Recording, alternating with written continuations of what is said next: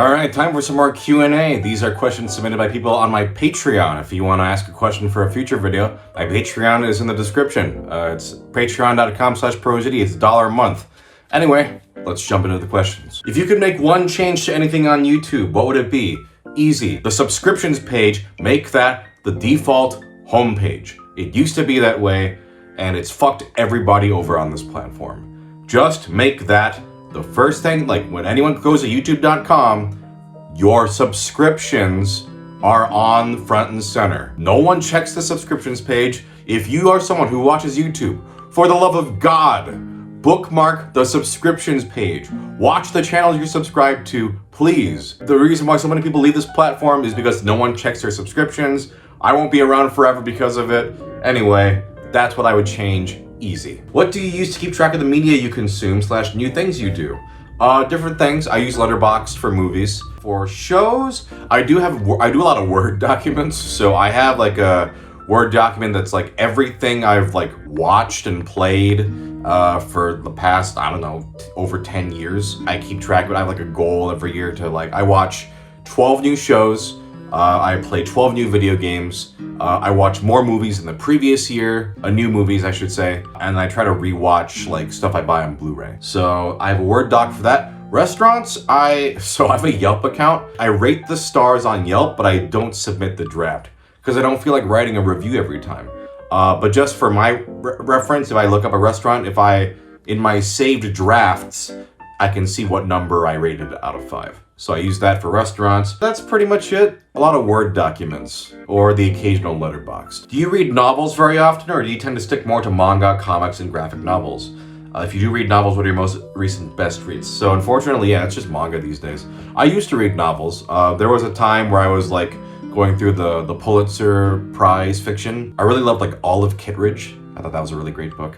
That also dates it on how long ago this was. I just don't really read novels anymore. For me, it's manga. I got too much manga I want to read.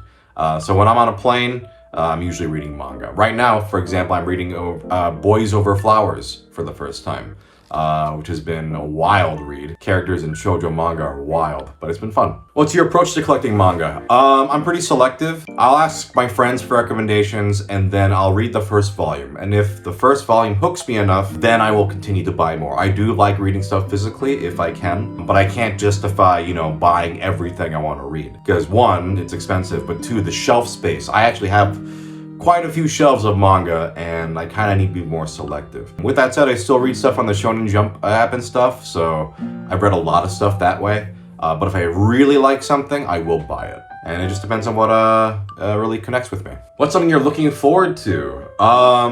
If this video comes out before then, MomoCon. That's a con I always guest at in Atlanta that I really enjoy. My family lives in Atlanta, or in Georgia, I should say. So I will be visiting them. So I'm looking forward to that. Always love seeing my family. And MomoCon will be fun too. What games would you like to play on a Let's Play channel but couldn't work well for whatever reason? So for those of you who don't know, ProZD Plays Games is my Let's Play channel. There's a link in the description. Go check it out. It's my favorite YouTube channel I run, including this one. I like the Let's Play channel better. Sorry. For me, games that are really long. So especially RPGs.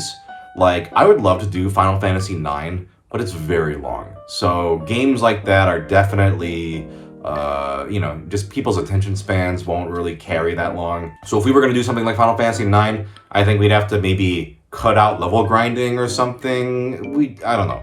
It's like, that'd be fun, but I also realize no one's going to watch a playthrough that long. So yeah, games that tend to be longer. If a game is longer than 20 hours, it's a hard sell for us. Unless it's like a really juicy visual novel game that we really like Ace Attorney or Danganronpa or Zero Escape. Then it's fine, but we have to really, really be into it if it's a 20+ hour game. For any of your food videos that you've done, have there been things you found weird or didn't like at the time that you've grown to appreciate more over time? And conversely, are there any things that you really enjoyed while making your food videos that you're not as fond of now? That's actually a very interesting question. Let me look at what I've done. The funny thing about the food videos is I tend to forget which ones I've done. I don't watch these, so they just blend together. Here's one that I've started to be more appreciative of. In-N-Out.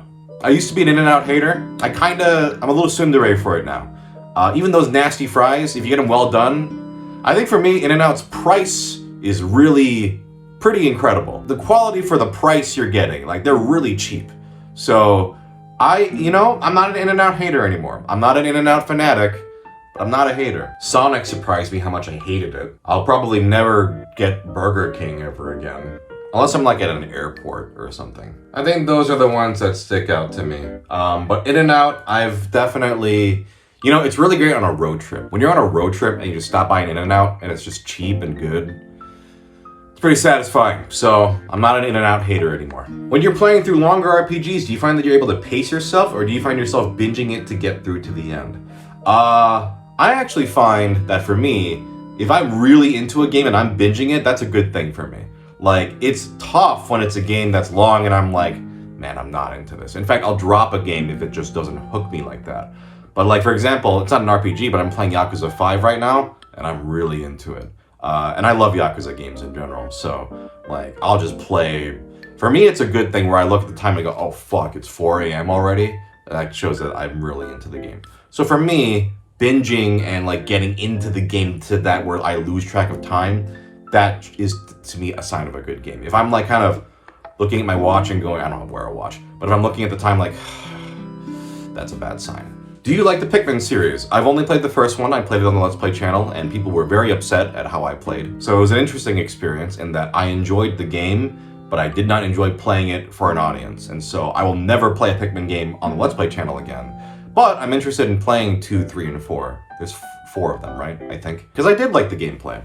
I also hear they don't have as strict a time limit as the first one, which, I'll be honest, I didn't really care for the time limit part of it. If the other games don't have a time limit, I'm interested in playing them.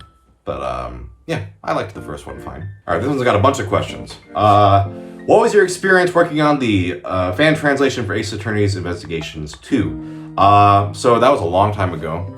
I think it was a court records, poll, or not a poll, it was like, hey, just record yourself doing the objection, hold it, take that. I think I did it for probably, or maybe just Gregory? I don't remember.